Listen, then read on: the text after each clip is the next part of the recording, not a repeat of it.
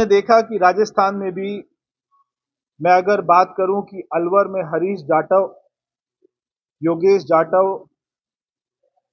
हमारा भाई योगेंद्र जाटव, और यहाँ झालावाड़ में श्री कृष्ण वाल्मीकि, भीलवाड़ा में आदर्श टापड़िया, यहाँ पे चित्तौड़गढ़ में रतनलाल सोनी, उदयपुर में कन्हैया लाल दर्जी, यहाँ पे बलोत्रा में ओम प्रकाश जाट और जयपुर में मनु वैष्णव को एक जो है धर्म विशेष के लोगों ने मार दिया था। और वहीं हमने देखा जयपुर में जब वहाँ पे रोड एक्सीडेंट की घटना होती है और वहाँ पे एक जो है मुसलमान आदमी मरता है, तो उसको गहलोत सरकार ने तुरंत ही कुछ ही घंटों में 50 लाख रुपए दिया, उसको सरकारी नौकरी दी, उसको डेयरी बूथ दिया। तो ये अगर तुष्टीकरण की राजनीति नहीं है तो और क्या है? ये सारी घटना जो है, ये सीधा सीधा तुष्टीकरण का सीधा सीधा साक्षात प्रमाण है। अगर मैं बात करूं, चाहे वो राम जन्मभूमि का मामला था, चाहे वो 370 की बात थी, चाहे वो 3 तलाक की बात थी, ये तीनों मुद्दों पर जो अपना यूपीए की सरकार थी, कांग्रेस की सरकार थी, वो हमेशा लोगों को डराती थी कि अगर इसके ऊपर में हाथ डाला तो देश में दंगा हो जाएगा, खून की नदियां बह जाएंगी।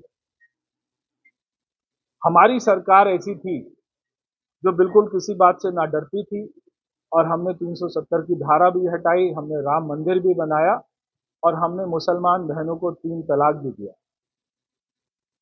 कि जो मुसलमान बहनों को 3 तलाक कहकर और उनके मर्द उनको छोड़ देते थे, हमने उनको उनसे भी मुक्ति दिलाने का काम किया। ये सारे काम वो हैं जो हमने देश के सौहार्द के लिए किए, देश के अच्छे वातावरण के लिए किए, और जो हमारे देश की सरकार की गारंटी थी, मोदी की गारंटी थी, भारतीय जनता पार्टी की गारंटी थी कि हम ये सारे काम करेंगे, वो सारे काम हमने किए। आज तो कांग्रेस इतने नीचे स्तर पर उतर गई है कि सीए का भी विरोध करती है।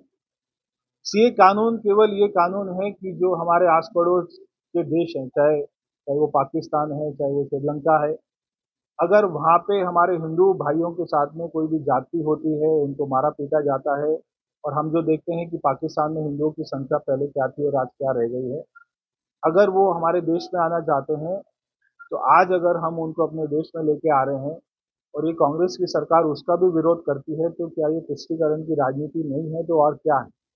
केवल एक जो है वोट बैंक को खुश करने के लिए वो आज ये सारी कांग्रेस की पार्टी, राहुल गांधी हिंदुओं से इतनी नफरत करती है कि उनकी इंडिया अलायंस के लोग यहाँ तक कहते हैं कि सनातन धर्म कोई डेंगू मलेरिया जैसा है। तो यहाँ तक हिंदुओं से जो उन्होंने नफरत किया है, और इसके साथ में आज वो हमारे ऊपर में आरोप लगाते हैं कि अगर हमारी 400 सीटें आएंगी तो हम पूरा संविधान बदल देंगे।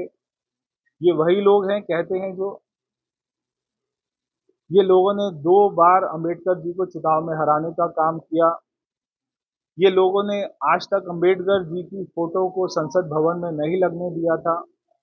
आज अगर सारे दलितों के नेता मसीहा, आज उनको भारत रत्न मिला तो भारतीय जनता पार्टी की सरकार ने दिया था। आज उनके चित्र को संसद भवन में लगाया तो हमने लगाया था। आज अंबेडकर इंटरनेशनल सेंटर अगर ठीक संसद भवन के सामने किसी ने बनाने का काम किया तो हमने काम किया। तो ये लोग हमेशा नारा तो देते हैं, मगर कभी इन्होंने दलित और पिछड़ों के लिए कोई भी बात, कोई भी काम आज तक नहीं किया। और ये कांग्रेस वही लोग हैं जिन्होंने हमारे देश के ऊपर में इमरजेंसी लगाई थी, सारे मीडिया के आप जैसे भाइयों को सबको जेल में डाल दिया था, हमारे सारे पार्टी के नेताओं को जेल में डालने का काम किया, और जेल में डालकर मीडिया को बंद करके हमारे संविधान के साथ में खेलखाड़ किया। इसलिए मैं समझता हूं कि अगर कोई हमारे दलित भाइयों की अगर कोई हितैषी पार्टी है, उनके लिए काम करने वाली पार्टी है, और हमारे प्रधानमंत्री जी ने स्पष्ट किया है कि चाहे हमारी 400 सीट आए, चाहे 500 सीट आए, देश के संविधान को नहीं बदला जाएगा। अगर हमारे बाबा साहब खुद भी इस धरती पे आ जाएं और वो कहें कि दलितों का आरक्षण नहीं होना चाहिए, तो भी मोदी की गारंटी है कि दलितों को आरक्षण आजीवन मिलता रहेगा जब तक हमारी सरकार है। इसलिए कांग्रेस के लोगों ने केवल और केवल अपने परिवार को बढ़ाने का काम किया है। आज हमारा देश का, हमारा जो रक्षा निर्यात है, पहले हम सारी चीजें इंपोर्ट करते थे, आज उसको एक्सपोर्ट कर रहे हैं, 21,000 करोड़ तक पहुंच गया है। आज हमारे सरकार ने इतना काम किया और सारे वैज्ञानिकों को इतना सपोर्ट किया कि आज हम चांद तक पहुंच गए। और चाहे वो महिला की बात हो, मैंने जैसे कहा, चाहे वो गरीब की बात हो, चाहे वो किसान की बात हो, हमारी सरकार ने बहुत काम किया है। तो मैं इसी के साथ ही मैं आप सभी मीडिया भाइयों का एक बार फिर से धन्यवाद करता हूं कि आपका पुराने हमारे सारे चुनाव में बहुत ज़्यादा अधिक संख्या में आपका सहयोग रहा है। और मैं राजस्थान की जनता से एक बार अपील करूंगा कि आप लोग ज़्यादा से ज़्यादा संख्या में बाहर निकलकर वोट डालें।